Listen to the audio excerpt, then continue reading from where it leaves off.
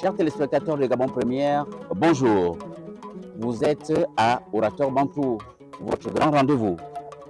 Aujourd'hui, nous nous retrouvons une nouvelle fois avec notre invité, M. Mikoto. Nous allons parler d'un sujet bien précis, mais avant de le dévoiler, nous demandons à M. Mikoto de se présenter aux téléspectateurs qui le suivront très attentivement. Qui êtes-vous, M. Mikoto? Monsieur Mikoto est un Gabonais d'origine altogovéen, de père et de mère. Monsieur Mikoto est un cadre de notre République et Monsieur Mikoto est héritier de nos traditions pour avoir pris la peine de s'initier à certains rites, surtout au rite oratoire, à l'art oratoire. Et j'ai fait mes classes parce que je suis un élu, mais en plus d'être élu, je suis un choisi parmi les élus. Donc j'ai eu la chance de passer de main en main parce que chez nous, on dit que le fantôme des rivières, il n'y a pas qu'une seule personne qui le voit. Si c'est une seule personne qui l'a vu, ça veut dire que c'est un mensonge. Et donc, quand tu as été choisi, tu es censé passer dans les mains de plusieurs maîtres. Et j'ai eu la chance d'avoir des enseignants, des patriarches comme M. Mfouba, M. Okolra Funje, M. Oyiba Jérôme, M. Ngambiga Jacques, mon oncle, le patriarche du clan Djéré, de ma mère, qui ont pu, après le départ de leurs oncles, me donner une partie de la connaissance que je suis en train de partager aujourd'hui. Donc je rends grâce à Dieu pour avoir été bien entouré et aussi je espère faire profiter aux uns aux autres. Merci encore. Voilà, merci M. Mikoto. Aujourd'hui, nous allons parler d'un enfant handicapé dans les familles bantoues. Enfant handicapé, une charge ou un fardeau? Une question très intéressante, une question d'actualité. Et nous allons choisir un cas bien précis, parce que handicapé, c'est trop vague. Nous allons nous concentrer sur le déficient auditif, couramment appelé le sourd. Comment les enfants handicapés sont-ils perçus dans la culture bantou, dans un premier temps, d'une manière générale? Et je vous remercie. Là encore, heureusement que vous venez de circonscrire notre sujet, parce que je vous aurais dit que l'handicap est partout. De manière voilée, l'handicap est partout parce qu'il est même intellectuel, il est handicap. Nous parlons des sourds parce que le cas devient probant, efficient. Oui, le regard des parents ou de tout le monde est un regard accusateur. Et chez nous, on dit que la chose la plus violente, c'est le regard. C'est ce qui t'indexe, c'est ce qui te met hors de toi, qui te désarme. Donc c'est une arme violente. Et oui, dans notre société, l'handicapé est devenu, par mauvaise gestion de la société, une charge. Parce que dans la société, dans l'ancienne société, le village, la famille faisait corps autour de la difficulté de l'enfant. Mais au-delà de cela, je ne pense pas, à mon avis, que ce serait un handicap parce que Dieu fait les choses à son heure, comme il le souhaite. Quand Dieu t'enlève quelque chose d'un côté, il upgrade un autre côté. Donc s'il élimine un sens, il ajoute des capacités sur les autres sens. C'est en cela que chaque parent devrait voir les opportunités qui peuvent se présenter à cet enfant qui perd, qui vient avec un déficit sur un de ses sens, mais qui a les capacités d'améliorer les autres sens pour, comment on appelle ça, contrebasculer celui qui est en mal. Voilà un peu. Oui, là, je vais poser une question d'une manière générale. Oui. Comment les enfants handicapés sont-ils perçus? Maintenant, parlant des familles, comment accepter, intégrer la présence d'un enfant handicapé dans la famille, finalement? Comme je le disais, c'est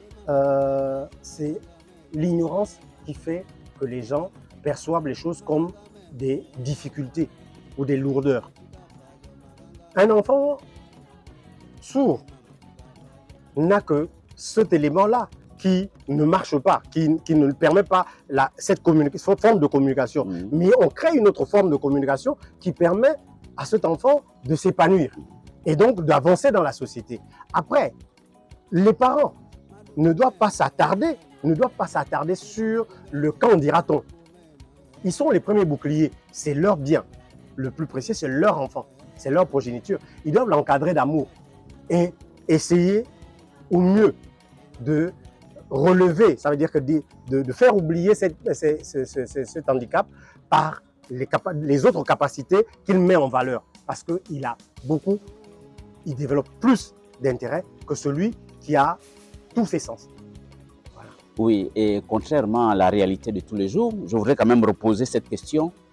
Est-il vraiment un enfant normal comme les autres dans la prise en charge? Lorsqu'on fait le constat, et même dans nos milieux, nos familles bantoues. Oui et non. Oui, parce que c'est l'amour qui est le véhicule. Quand vous regardez un être humain avec les yeux d'amour, vous oubliez les défauts. Même vous et moi, physiquement, si notre femme, quand un homme épouse une femme, quand une femme épouse un homme, quand elle vient au monde, elle a son prince charmant. Ça veut dire qu'elle décrit toutes les facettes. Mon mari doit être comme ça et comme ça. Mais si vous allez vérifier ceux qui se marient, ils épousent 1% de ce qu'ils espéraient. Ça veut dire que la quantité, le petit élément positif couvre tout le reste des défauts. L'enfant que vous dites sourd n'a que ce bémol, ce souci qui est l'audition. Mais les autres capacités, les autres sens sont en éveil et ne demandent qu'à être exploités. Donc on ne peut pas rester sur un élément et en faire une victime parce qu'on transforme l'enfant en victime. Et du coup, la honte et la peur faisant, on cache. Au lieu de mettre en avant ses potentialités, on l'étouffe. On ne le permet pas de s'épanouir. Voilà. Imaginez une maman, elle est contente d'avoir une grossesse, elle est contente de mettre au monde. À la naissance, quelques mois après, elle constate que son enfant est déficient auditif. D'où la question, effectivement, cet enfant est-il vraiment comme les autres? Je reviens encore et je dis, cette maman a attendu un enfant. Oui. L'attente d'un enfant est quelque chose de cher. Exact. Cette femme a pris le soin, une vraie maman qui a porté dans son sein, qui a entendu les battements du cœur et qui aux efforts de son physique et de sa force, a sorti son enfant.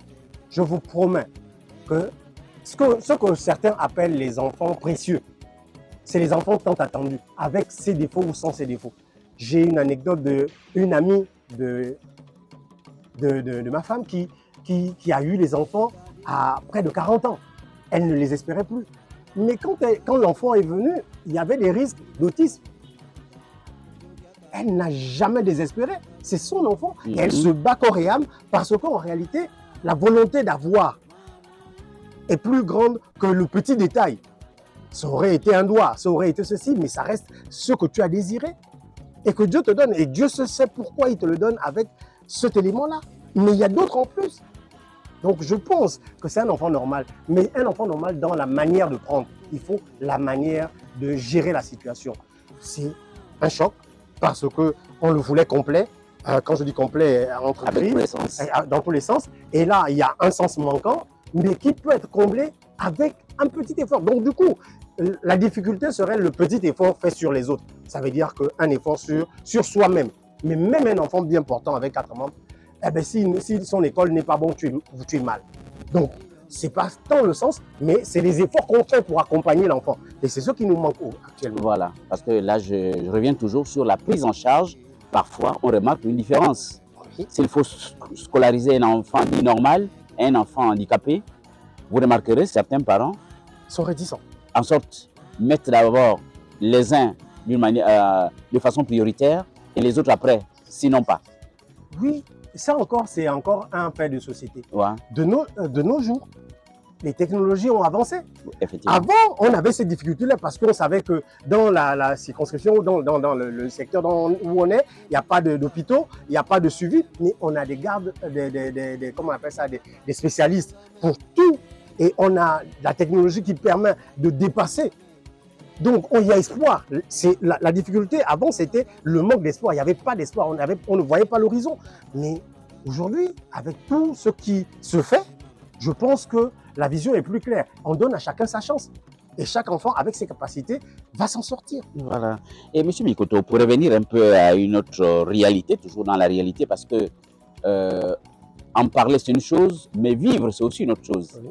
Vivre la situation. Est-il possible qu'un enfant handicapé soit à la fois une charge et un fardeau?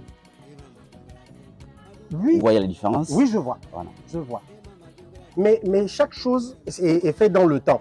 Ça veut dire qu'il peut commencer par être une charge parce qu'il faut faire un effort supplémentaire sur les autres enfants, parce qu'il faut l'accompagner dans ce que les autres font rapidement, que lui doit prendre du temps à apprendre. Mais ça, c'est le quotidien de tous les parents conscients. Ils savent que tous les enfants n'ont pas les mêmes réflexes, même ceux qui sont nés avec toutes leurs qualités.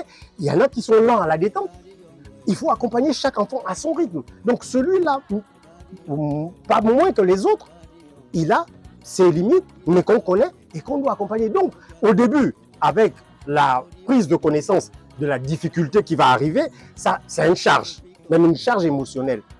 Donc, mais après, on se dégage de ça et on se dit, après tout, tant qu'il il bouge, tant qu'il fonce avec les autres, tant qu'il va au combat, il n'y a pas de raison que nous, on baisse les bras.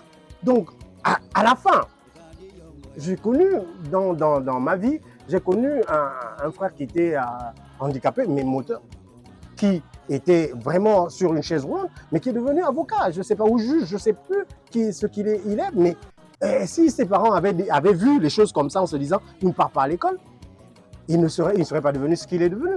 Il était gessiste, je n'ai plus le nom, mais il a vraiment fait tous les mouvements de jeunes. Il a participé à la création de la GEC, du Raja, et il était, je crois, à la justice, je ne sais pas s'il était avocat ou juge, mais c'était un handicapé moteur. Voilà ce qu'il y a. Et donc, si on parle de fardeau, M. Mikoto, oui, parce qu'on a parfois remarqué dans certaines familles où on retrouve un enfant déficient auditif, un sourd, on a parfois honte, et ce sont des enfants parfois qu'on confie ou à des grands-parents ou à des tierces personnes, mais toujours dans la famille. Oui. Parce que comment expliquer le fait qu'on cherche à se décharger de cet enfant, qu'il soit plutôt élevé par un autre membre de la famille? Mais rappelez-vous que tous les jeunes Gabonais sont élevés par d'autres membres de la famille que les leurs. Parce qu'en réalité, la cellule familiale est éclatée depuis très longtemps. Le principe de la sécurité est dans le foyer. Ça veut dire que le père et la mère doivent savoir comment l'enfant s'est élevé, comment il est parti et comment il est revenu. Mais si cette cellule-là est morte depuis, eh bien, la pauvre femme qui se débrouille, qui gère et qui n'a pas les moyens peut-être pour suivre cet handicap-là, se retrouve avec un boulet sur la tête. Et à partir de ce moment, eh bien, elle cherche à... Et souvent, c'est malheureusement la grand-mère qui est plus empathique, qui est plus sensible, qui dira, après tout, c'est mon sang. Si tout le monde abandonne, je n'abandonne pas. Et donc, qui recueille. À défaut, aujourd'hui, c'est l'État, avec les structures, les petites structures qu'on crée, Horizon Nouveau, et pour ne citer que celui-là, et les autres, qui prennent le relais. Mais c'est beauté en touche. Parce qu'en réalité, on ne cache pas le soleil avec la main. Il faut affronter sa difficulté. C'est notre difficulté, c'est notre obligation, c'est notre devoir. On accompagne et on trouve ensemble les solutions. Et pour être encore plus pratique, M. Mikoto, on a parfois remarqué qu'entre un enfant, par exemple, puisque nous sommes dans le cas de déficient auditif, un sourd, appelé couramment sourd, un enfant sourd de la maison s'absente de la maison, les parents ont du mal à s'inquiéter comparativement à un enfant dit normal. Les parents sont là, ils se disent non, il est avec ses camarades avec qui il communique facilement.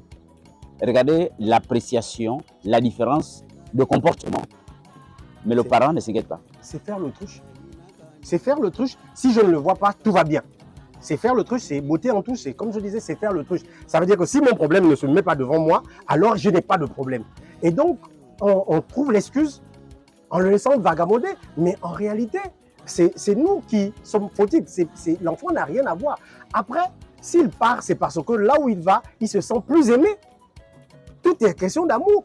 Donc, s'il ne trouve pas... Et ça peut s'appeler démission quand même. Mais c'est une parentale. démission. C'est une démission. Quand je dis beauté en truc, quand je dis faire le truc, ça veut dire que j'en veux pas. Si je ne le vois pas, tant mieux. Et si il n'y a pas de nouvelles, bonne nouvelle. Et c'est ce qu'on fait tous. Même pour nos propres enfants aujourd'hui, chacun ne sait pas à quelle heure il est rentré. Est-ce qu'il a un tatouage? Est-ce qu'il a un piercing? Ça, c'est pas important. Ce qui est important, c'est il a mangé, il a dormi. Mais notre société, quand on veut la changer, on ne va pas la changer dehors. Il faut que chaque parent regagne son foyer. Et je balance ça comme ça, je le dis comme ça. Il faut que c'est peut-être que notre transition dure. Peut-être qu'avec un couvre-feu, chaque parent rentrera à 19 h pour regarder l'état de sa femme et ses enfants. Et on réglera nos problèmes de société dans la maison avant de les envoyer dehors. Et qu'est-ce que vous pouvez ajouter, M. Mikoto? Comment les familles peuvent-elles s'adapter à ce défi d'avoir un enfant handicapé? Vous savez, c'est... Et nous sommes dans le cas du déficient auditif, un sourd. Le plus important, c'est de réaliser que malgré ce déficit, on communique quand même. Sinon, comment on l'a fait grandir jusqu'à l'âge où il arrive à maturité? Ça veut dire qu'on a quand même communiqué avec lui. On sait quand il a faim, on sait quand il est malade, ça veut dire qu'il a communiqué avec nous. Le plus important, je dis, la chose la plus violente, c'est le regard d'autrui. Ça veut dire que la honte qui fait qu'on camoufle la chose. Et à partir de ce moment, il y a le laisser aller. Et c'est ce laisser aller là qui est le danger. Mais cet enfant-là, quand vous dites qu'on l'a mis dans une structure, mais la structure n'est pas son père, la structure n'est pas sa mère. Il a besoin de chaleur maternelle, de chaleur familiale. C'est juste une couverture. Donc voilà. Là, on ne parle pas de structure, M. Mikoto. On dit il fugue, il se retrouve avec les amis. Il se retrouve avec les amis. Les amis, c'est le seul réconfort qu'il a en vrai. Ce que je suis en train de dire, c'est que dans la maison, il n'a pas pu trouver. C'est-à-dire qu'on n'a pas trouvé sa place. On ne l'a même pas fait sa place. Voilà. On ne lui a pas fait la place. Et dans le même sens, comment donc la société bantou, en général, peut-elle mieux soutenir les familles avec un enfant handicapé? Parce que l'environnement peut jouer aussi. Oui, mais la société bantou n'existe plus au Gabon. Je le dis, mais avec regret, la société bantou n'existe plus au Gabon. Parce que nous sommes à Libreville. Le plus dur, c'est que vous vous levez d'ici, vous arrivez à Lambaréné. Si vous vous réveillez le matin à Lambaréné, il y a un enfant qui va vous dire « Bonjour tonton, bonjour papa ». À Libreville, un enfant, il te bouscule et puis il passe. Ça veut dire qu'en réalité, l'éducation bantou, qui était le soutien, qui était le socle familial, c'est-à-dire que tu faisais une bêtise, ton oncle te grondait. Quand tu arrivais à la maison, ton père te frappait pour la même bêtise. Mais aujourd'hui, l'enfant fait une bêtise, si tu grondes, ses parents viennent t'agresser. Donc, en fait, la société ne peut pas aider. Elle n'aide plus parce qu'elle a peur de se faire mal. Donc, la société est victime de la nouvelle façon de faire de notre société actuelle. Il faut donc reviser les choses. Il faut ramener les choses à leur élément primaire. Ça veut dire que recentrer la famille au centre de tous les projets. La famille au sens pur. Père, mère, grand-mère, grand-père. Quand le père a des difficultés, le grand-père prend le relais. Quand la mère a la difficulté, la grand-mère prend le relais. À partir de ce moment, cet enfant-là ne se sentira pas abandonné et il n'ira pas chercher refuge là où on lui donne un semblant d'amour parce qu'en réalité, c'est éphémère. Sa vraie place est dans la maison. Et un enfant, cet enfant-là est capable de réussir à devenir ce qu'il veut être tant qu'il a le soutien et l'apport familial. Et quelqu'un nous disait qu'un sourd peut tout faire, sauf entendre. Oui. Qu'est-ce que vous pouvez ajouter par rapport à cette affirmation? Mais comme je vous disais au départ, que quand un être humain, même vous et moi, si on perd un bras, l'autre bras se muscle. Ça veut dire qu'il fait le travail 2 fois pour l'autre bras qui est perdu. Donc, naturellement, Dieu l'a préparé et son organisme est préparé pour être meilleur que les autres dans les sens qu'il a en plus, qu'il a gardé. Il est meilleur que ceux qui ont tous les sens. Parce que les autres, l'irrigation énergétique se fait pour 5 sens ou 6 sens, alors que lui, on a éliminé un. Et donc, ceux qui irriguaient ce sens perdu se renforcent sur les sens qui sont visibles. Et dans le même sens, je voudrais vous faire apprécier un petit fait. J'ai discuté avec un encadreur d'un sourd. Il me racontait ceci. Un jeune sourd a appris à conduire. Il maîtrise la conduite. Il doit passer son permis. Il sort de l'auto-école. Et lorsqu'il va chez l'examinateur le jour pour passer le permis, L'examinateur dit c'est pas possible, il est sourd. L'encadreur, disons le maître de l'école, le moniteur, affirme non, il conduit, il va passer son permis. Mais l'examinateur dit c'est pas possible, c'est un sourd. Quel commentaire vous pouvez faire de ce fait? Il a disqualifié sur le simple motif qu'il est déficient à tel niveau. Mais tous ceux à qui on donne les permis, sans même avoir à passer le permis, le moniteur affirme qu'il conduit très bien, il va passer son permis. Ça veut dire que l'enseignant a fait la démonstration que son élève est prêt à exercer. Mais l'examinateur refuse. L'examinateur, qui est le dernier juge de la situation, le disqualifie pour le motif. Donc, qu'il est déficient, qu'il est sourd. Et pourtant, Dieu le sait que, comme je le disais, avec les technologies actuelles, ça ne devrait plus nous arriver. Ça ne devrait plus nous arriver. Mais après, je dis, c'est l'ignorance. Je mets ça dans le compte de l'ignorance. Mais il y a beaucoup de frustration derrière. Après, je comprends l'état de tous ces parents qui portent cette charge de gérer tous ces enfants au quotidien. Mais c'est des enfants adorables. Quand vous allez dans l'intérieur, c'est des enfants adorables. Il faut leur donner leur chance. Il faut que chaque enfant, malgré sa différence, on parle de différence, un peu de différence de peau, de différence de physique, chaque enfant a quelque chose à faire valoir. Merci, M. Mikoto. Nous vous prions maintenant, enfin, de nous faire un petit résumé dans votre langue maternelle. Merci. Mais pour ça, je me dis bana ma vlango ama vlatara sable odie me nwe bana nga bana le koso le bana njo mvurove nga njo mvurove ba okar njo ende nga kele bana makame womboni ende senda ka oleme senda ka meme disile mo senda ka bun nde anchom nde mwana wakola watuso mwawo nde wata vai ndo kelena nga bonga asi so bana njia mampa kilo njia mampa ndo diabe siame mocho ndo diabe obilo ndanga mampa ocho wo kese onchem mama ni mwana juanga bunosa wo ko kwarande tele nda unosa we sima wo bisande ende nyuseyini nde sokoli nde basama me tele asabe ka meme jaja je kiele le bana ba le koso le bana sendaka obieri o fait sable kware sendaka oleme o fait sable kware e ya o ngavu ondeni makamene moda abevu manchi amme. Voilà, merci monsieur Mikoto. Nous étions sur le sujet, chers téléspectateurs, enfants handicapés dans une famille bantou, une charge ou un fardeau. Un sourd a des potentialités. Un sourd peut tout faire sauf entendre. Avec un soutien franc de la famille et de la communauté, un sourd peut réussir son inclusion sociale dans la société. Oui, chers téléspectateurs, à très bientôt pour un prochain numéro dans quelques jours. Bonne soirée à vous.